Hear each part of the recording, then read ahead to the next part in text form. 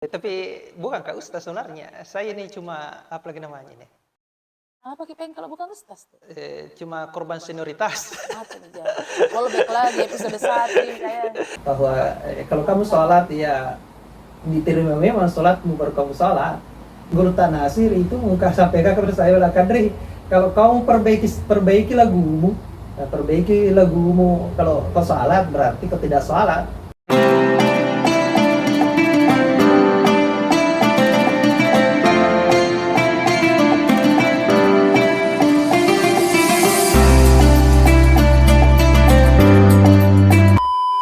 Assalamualaikum warahmatullahi wabarakatuh.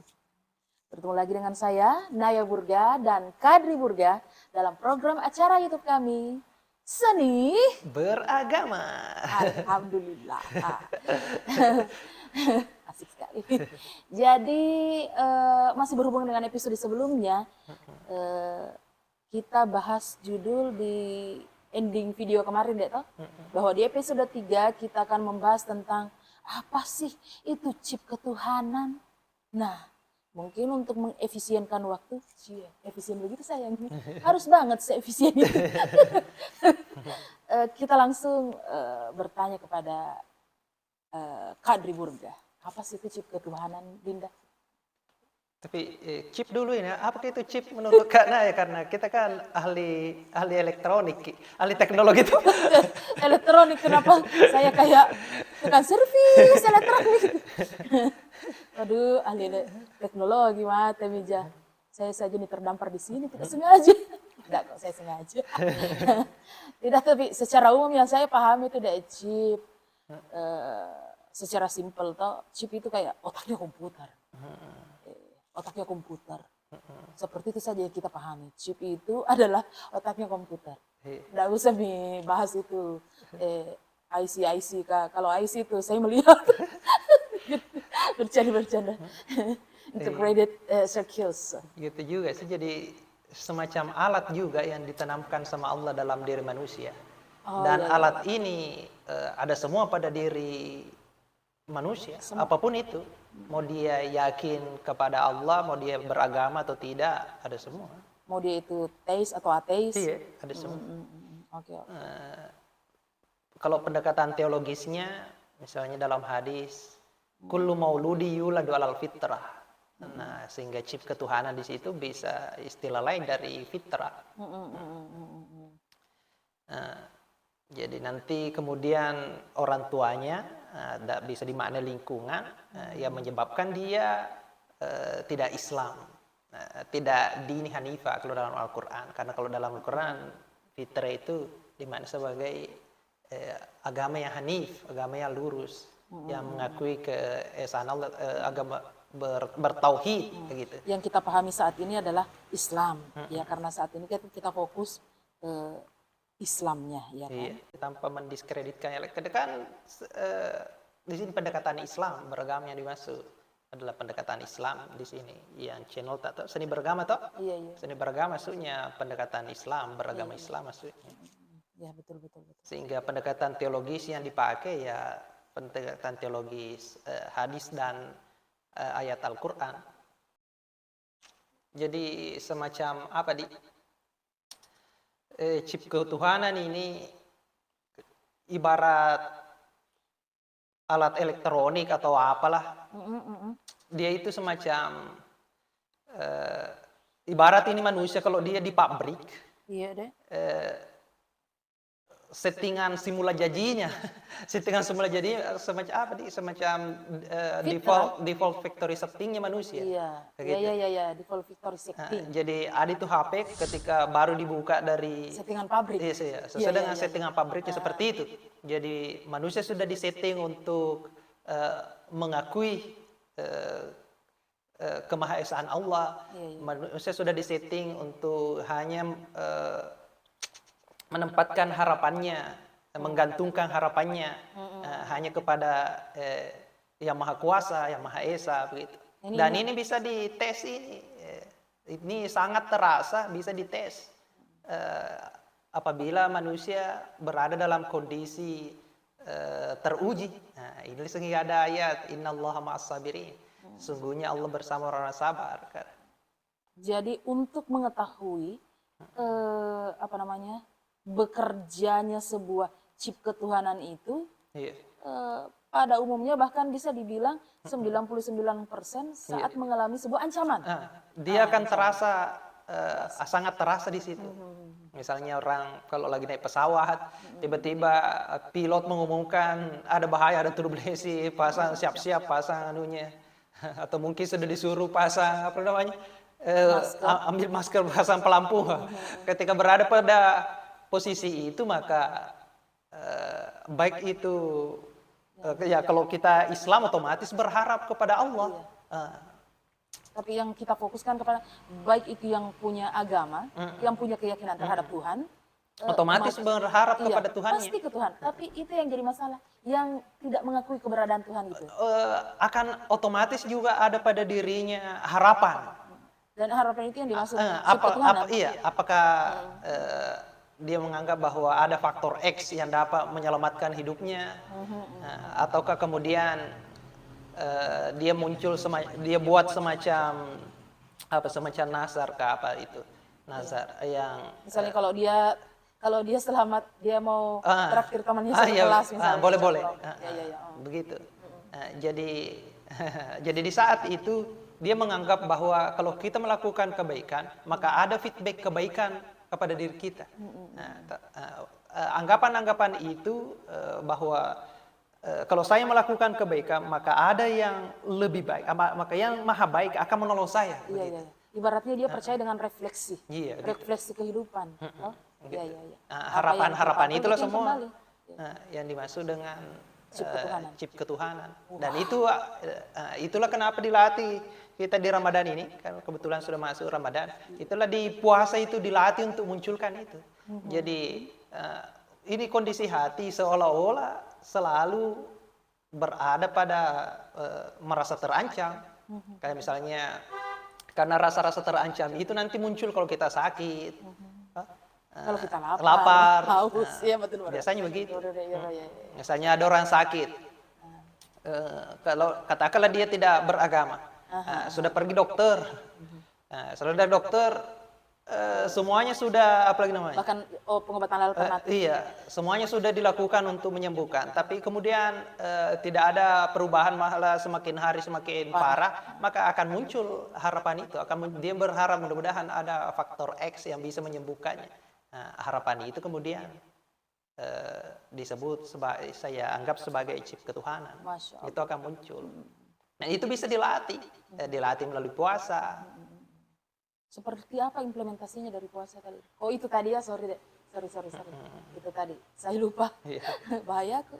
Baru kita duduk sebentar cerita, aku lupa. Bagaimana? Ya makanya jangan lupa, kalau lupa, buka lagi channel YouTube itu. Bagaimana Pak Ustaz? Allahu Akbar. Tapi bukan Kak Ustaz sebenarnya, saya ini cuma apa lagi namanya ini? Apa pengen kalau bukan Ustaz? Cuma korban senioritas. Kalau back lagi episode 1 saya. Aduh, saya lagi di korban ini. Korban di senior kan. Begini deh seperti itu kalau masalah senior. Saya cuman kebetulan duluan lahir di muka bumi ini. Duluan sekolah jadi secara apa namanya? Ya itu karena saya di belakang lahir jadi junior Kak. Lebih duluan Ki juga masuk di pesantren daripada saya, di pesantren yang sama berarti senior Ki lagi. Oke, baik. Ada kan definisi lainnya senior selain itu? Tua. Oke dek. Ada ini dek pertanyaan dari Adinda Huda Asrul. Wah sepertinya aku tahu orang ini. Tolong dijelaskan apa itu rasa spiritual dan bagaimana proses penemuannya. Nah ini yang paling menarik. Yang kedua, apakah orang yang rajin ibadah sudah pasti merasakan rasa spiritual? Terima kasih atas pencerahannya. Iya. Jadi rasa spiritual sebenarnya itu karena kan spirit bermakna ruh.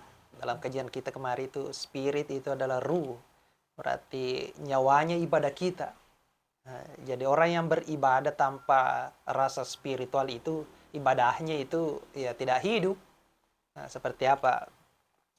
Misalnya ada sebagian orang Muslim, sebagian tidak semua juga. Iya. Eh, Sebagian tolong di garis bawah ini isu sensitif masalahnya, iya, Dek. iya. Jangan sampai video ini dipotong-potong kan, akhirnya harus digaris bawahi. Ada sebagian orang Muslim. Iya. Jadi sebenarnya dia tidak ketika dia melaksanakan agama, yang dia utamakan itu adalah simbol-simbol, Simbol-simbol. simbol-simbol beragama. Wah, seperti apa itu simbol-simbol beragama? Simbol-simbol beragama,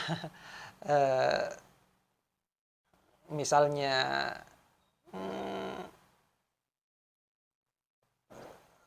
karena kan agama ini dari Arab, Iya, iya, iya. sehingga dianggap religius kalau simbol-simbol kearabian yang ditonjolkan pada dirinya.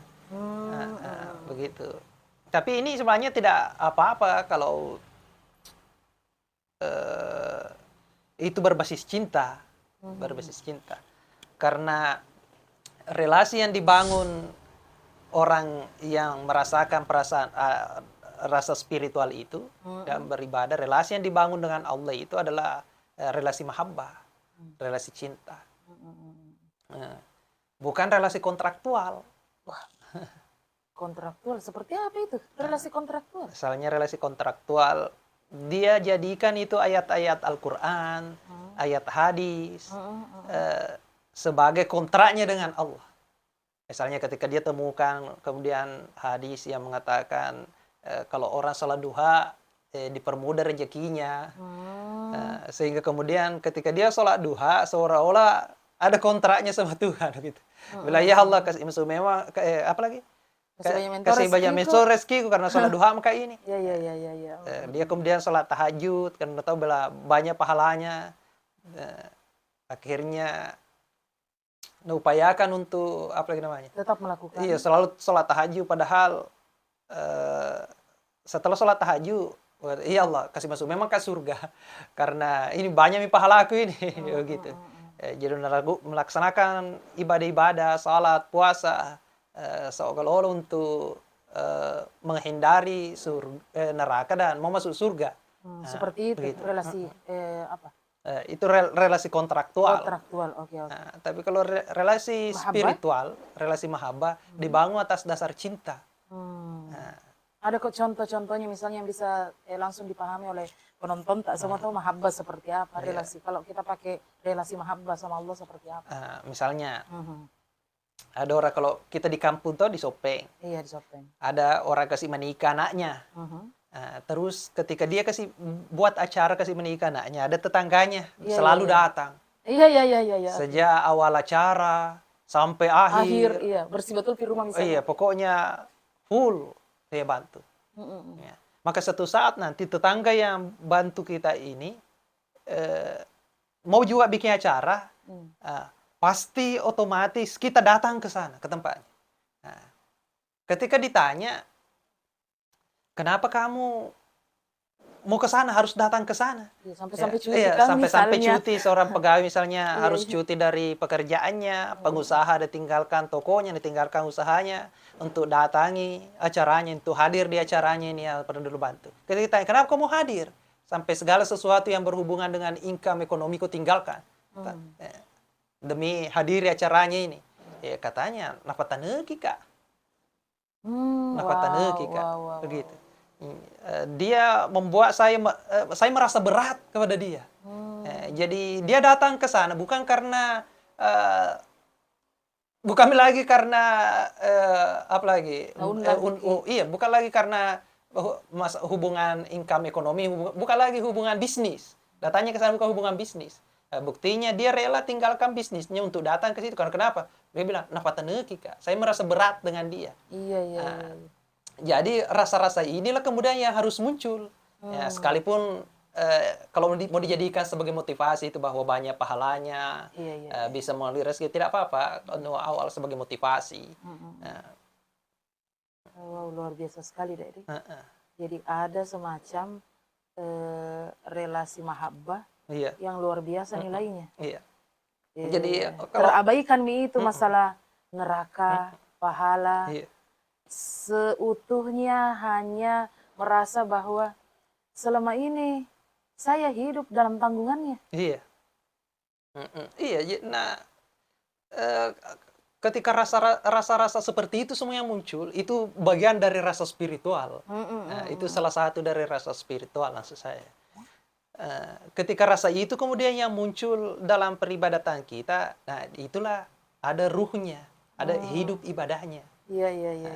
Jadi dia tidak berbasis pahala, dia tidak berbasis apa yang bisa saya dapatkan ketika kulakukan ini, apa lagi namanya? Ibadah. Ibadah. Sama kalau misalnya anak-anak, kenapa ini orang tuaku selalu kan suruh makan, udah makan, atau sebelum keluar main tidur siang dulu. Nah, setelah anak itu dewasa, aturan itu tidak perlu lagi. Karena sudah merasakan bahwa perlu betul kita makan. Perlu betul kita istirahat tidur siang dulu ini. Bahkan sekarang saya Gitu. dilarang ke tidur. Dilarang ke juga makan. Seorang anak itu harus bilang, oh iya, dulu makan dulu. Kalau sudah makan, nanti ku kasih ku main-mainan. Iya. Berarti dia makan itu berbasis karena mau dapat main-mainan. Begitu. Iya. Dan nanti setelah orang dewasa sudah merasakan rasa pentingnya itu, Maka secara alami, maka tidak perlu lagi main-mainan. Sama dengan relasi mahabbah dan konsep Iya. tadi itu relasi ketika itu anak dengan orang tuanya, dia butuh hadiah dari orang tuanya untuk makan. Akhirnya dia lakukan itu makan. Iya, akhirnya makan. Jadi makan karena mau dapat hadiah dari orang tuanya. Tapi seiring waktu, wah, setelah tahu ternyata makan itu adalah makan itu sangat penting untuk saya. Dia tidak butuh lagi hadiah dari orang tuanya. Malahan kalau perlu dia yang mau berikan hadiah kepada orang tuanya, dia mau serahkan segalanya untuk kedua orang tuanya. Rasa itulah yang dimaksud dengan ruh, rasa-rasa spiritual. Secara mahabbah, iya. Itu dibangun dengan cinta. Oke deh. Jadi saya butuh mungkin lebih jelasnya lagi. Saya minta kesimpulan. Ibaratnya kesimpulan. Jadi itu pertanyaan terakhir ini udah. Jadi apakah orang yang beribadah itu sudah jelas-jelas mendapatkan rasa spiritual, untuk merasakan rasa spiritual?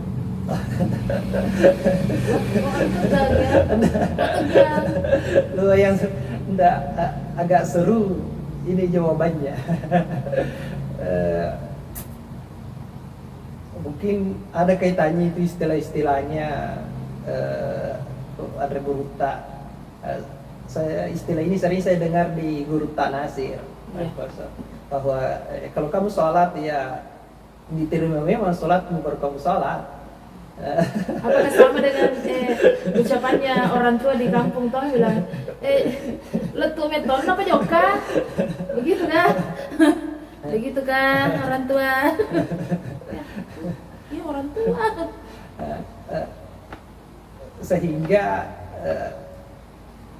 terkait juga siapa yang kenal dirinya maka dia kenal Tuhannya.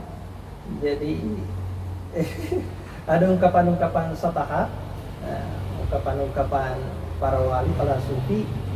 Siapa yang kenal dirinya maka dia kenal Tuhannya. Man arafa nafsah kad arafa rabbah. Ungkapan-ungkapan satahat ini sebenarnya tidak melalui pemikiran mendalam, tetapi melalui pengalaman yang luar biasa. Jadi dia tidak berpikir filosofi sampai menemukan ungkapan itu, tapi ada pengalaman, ada yang rasa yang dirasakan sehingga bisa terungkap itu. Siapa yang kenal dirinya maka dia kenal Tuhannya. Bagaimana model pengenalan diri kira-kira? Siapa yang lebih tahu Kak Naya daripada Kak Naya sendiri? Jadi siapa yang lebih tahu saya daripada saya sendiri? Jadi siapa yang tahu kira-kira kalau ini sholatku sudah berbasis spiritual, berbasis mahabbah, atau berbasis kontraktual? Siapa yang lebih tahu? Saya kira-kira lebih tahu. Ya Anda sendiri. Tidak ada yang lebih tahu kecuali kita sendiri. Dan perasaan itu datang dengan sendirinya. Bisa kemudian dilakukan upaya-upaya sabar yang menarik. Harus sabar, dia harus rendah hati, dia harus ikhlas. Jadi, misalnya bahkan Pak Guru Tanasir itu muka sampaikan kepada saya, "Wala Kadri, kalau kamu perbaiki lagumu, kalau kau salat berarti kau tidak salat, tapi cuma menyanyi, cuma apa lagi, cuma mengaji, cuma melepaskan, cuma mengaji." Melepaskan ya, Iya. bukan mengaji lagi. Iya. Oh iya. Jadi ada semacam sekat-sekat antara seorang hamba dengan Tuhannya, dengan Allah. Dan ketika hilang satu sekat, maka satu ungkapan itu bisa saja berbeda lagi maknanya, lebih mendalam lagi maknanya. Wah, contoh-contoh Ya, misalnya, ketika Anda dengar itu kata-katanya itu Pak Guru Tanasir, Kadri, kalau kamu sholat, perbaiki sekali bacaanmu sampai perbaiki lagu-lagunya. Itu salah, karena kenapa? Kau lagu-lagumu yang memperhatikan. Kau perhatikan sekali bagaimana misalnya, apalagi kalau lagi imam baik laguku, nanti harus suka jamaah ini lagu. Tapi nanti lama kelamaan akan muncul, tak bagus sih, masa lagu juga perhatikan, tidak aku perhatikan Allah. Terserah di belakang. Apa kalau Nabi bilang mau bagus, muncul di situ rasa-rasa sabar, muncul di situ rasa-rasa rendah hati, muncul di situ rasa ikhlas. Terserah makmum di belakang deh. Mau bilang bagus ini bacaanku, mau bilang tidak, ya terserah. Yang penting saya fokus sama Allah. Mau fokus sama Allah. Iya, oke. Begitu. Tapi kemudian yang terungkap itu tetap berusaha, tetap nanu tajwidnya, tetap sebisa mungkin, enggak. Tetapi mungkin suaranya tidak sebagus lagi, tidak selantang nih ketika awalnya itu fokus pada suara. Tapi pada waktu tertentu kemudian ada diberi pengalaman sama Allah. Masjid yang ditempati misalnya imam mulai berkurang makmumnya, ditinggalkan sama makmum. Karena kenapa? Katanya ada yang lebih bagus suaranya di sana daripada di tempat. Akhirnya muncul lagi bahwa yang kasih kak suara indah, ini suara bagus adalah Allah. Sehingga kalau indah suara aku keluar, itu pada dasarnya itulah keinginan Allah. Bukan lagi suara aku ini yang kuungkapkan, tapi keinginannya Allah ini yang terungkap. Cuma agak sensitif kalau saya katakan bahwa ini adalah suaranya Allah. Paling tidak sekalipun mungkin ada yang membenarkan, tapi mungkin ada juga yang kontra. Luar biasa jawabannya, Pak Ustaz junior. Baru juniornya ngomong, baru kesini. Baik, mungkin sampai di situ dulu pertemuan kita di episode ketiga ini. Adapun tema atau judul dari episode 4 itu masih surprise. Keren tuh kalau surprise, terkejutan. Pokoknya begitulah. Nah, kita buka pertanyaan. Jadi siapa-siapa saja yang mau bertanya, begitu Kak Dek?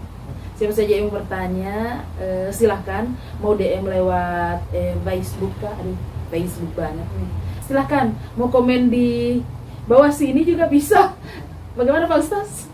Ya pokoknya begitu. Waktu ini saya pamit undur diri. Saya Naya Purga. Saya Kadri Burga. Kami dari Seni Beragama. Akhirul kalam. Wallahul musta'an. Wa alaihi tiklan. Wassalamualaikum warahmatullahi wabarakatuh. Sarangnya.